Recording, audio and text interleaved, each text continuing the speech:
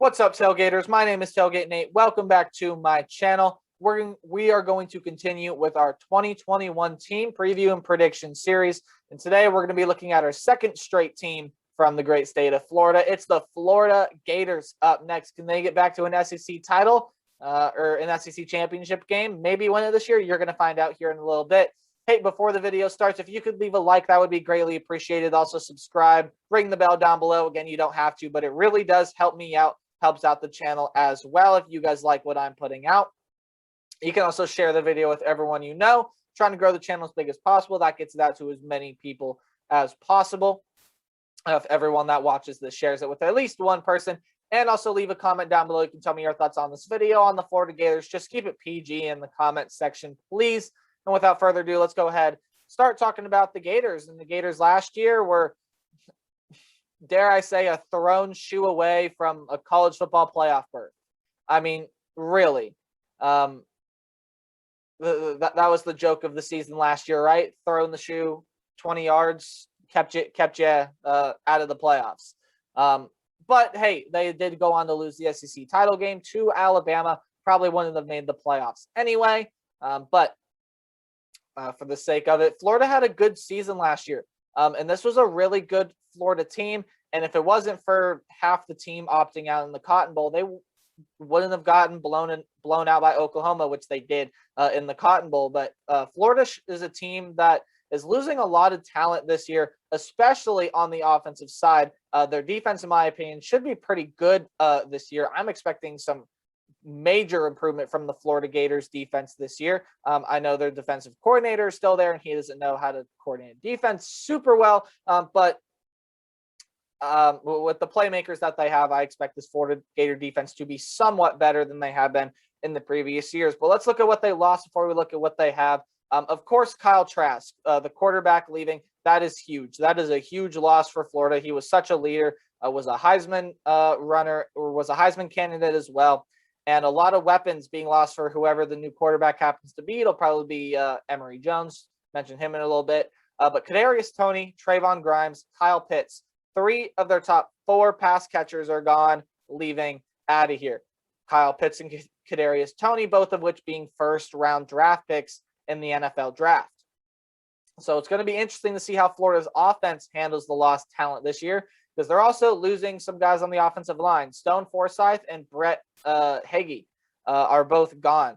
And they're going to have to fill some holes on the offensive line as well. And as far as the defense goes, not losing a whole lot of talent in the front 7. Darrell Slayton, only notable guy that I saw leaving. But in the defensive backs, Brad Stewart, Marco Wilson, and Sean Davis are all gone.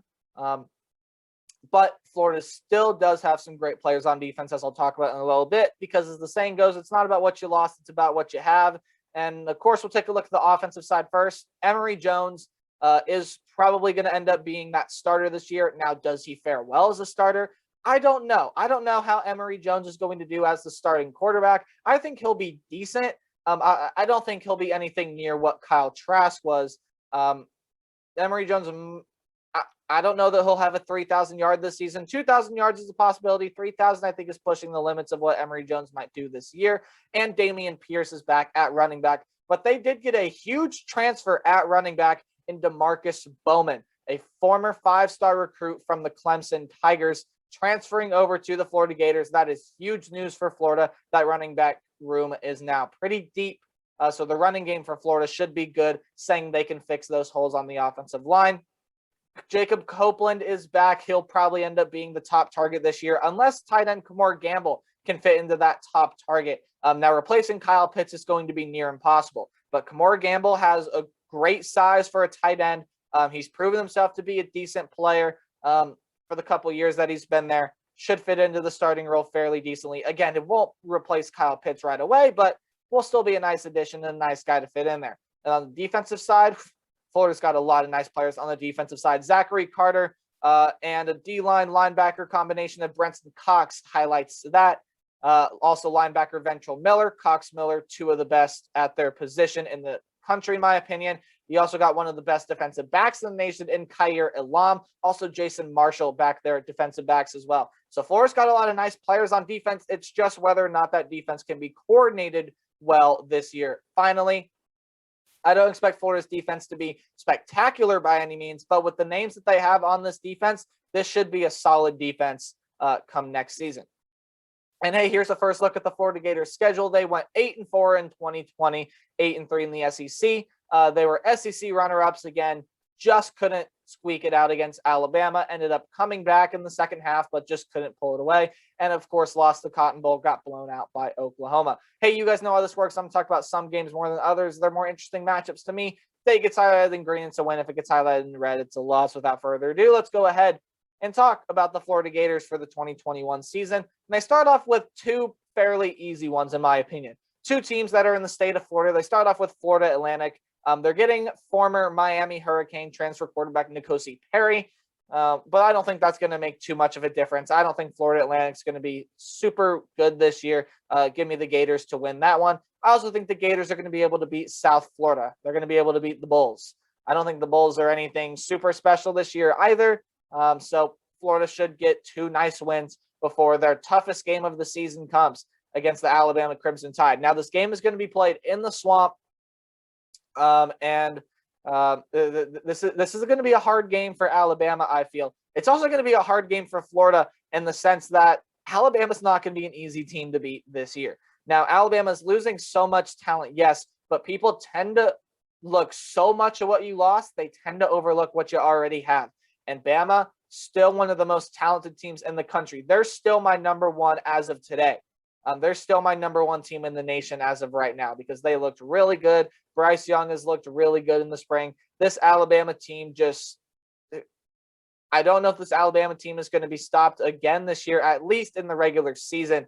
We'll have to see come SEC championship time. They'll either get to play Florida again or Georgia. But as far as this Florida game goes, I do think Florida loses this one. Alabama's just got too much talent.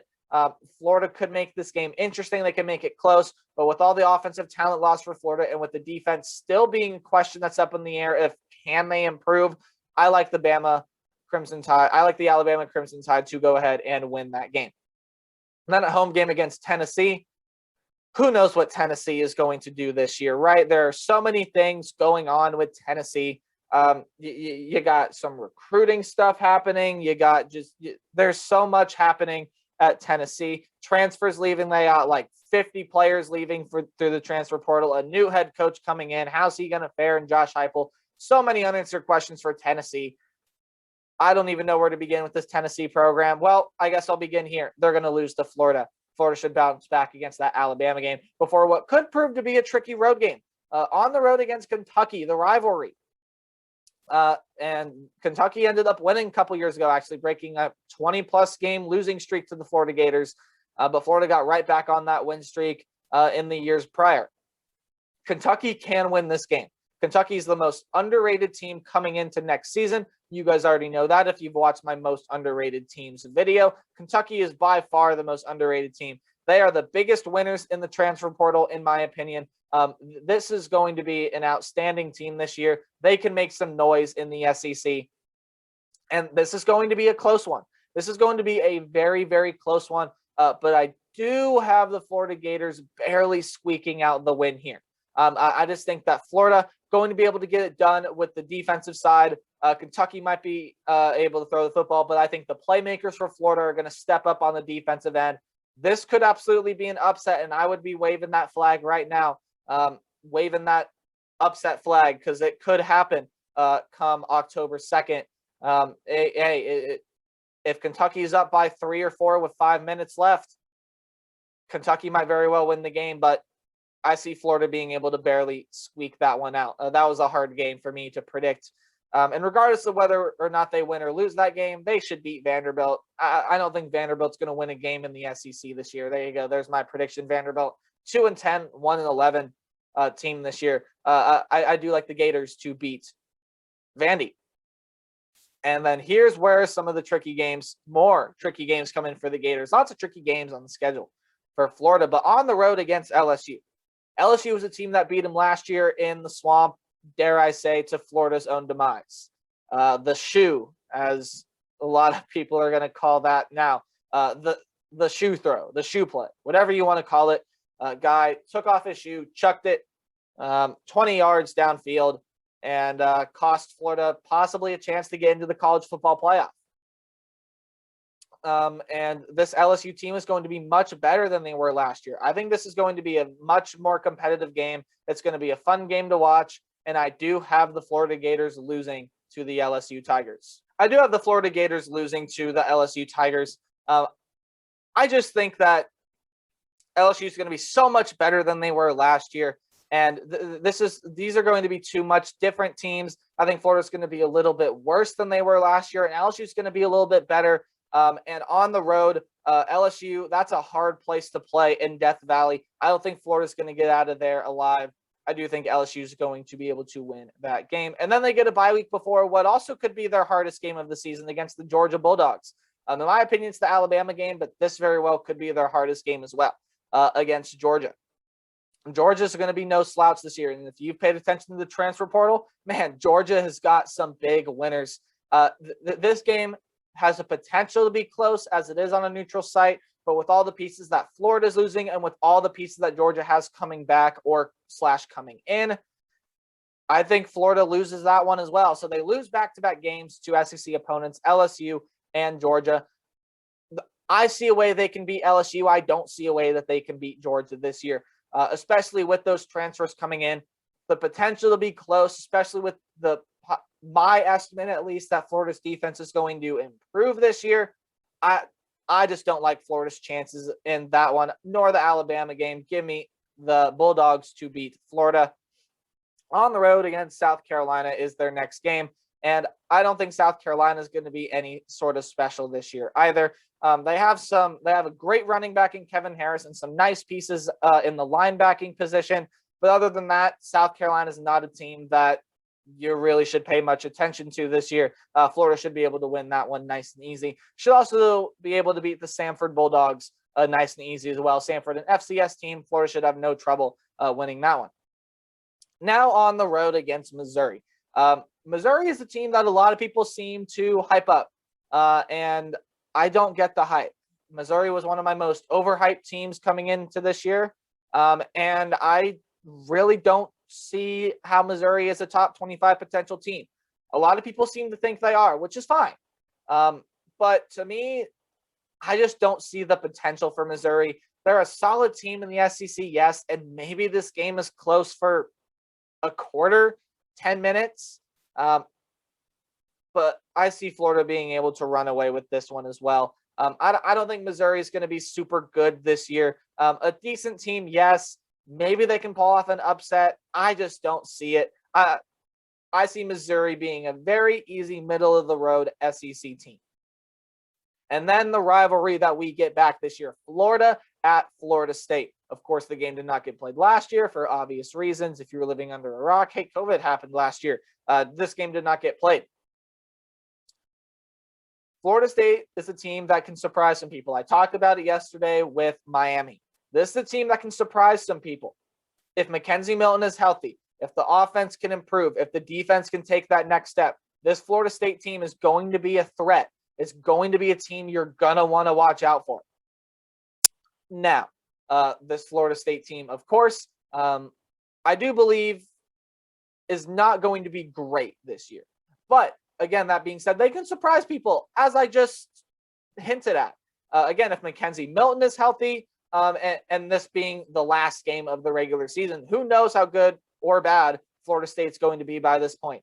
This game could be really close, or this game could be blown out of the water in the first quarter by Florida. Who knows? As of right now, I see this game being close for a half, but I do see Florida being able to pull away in the swamp.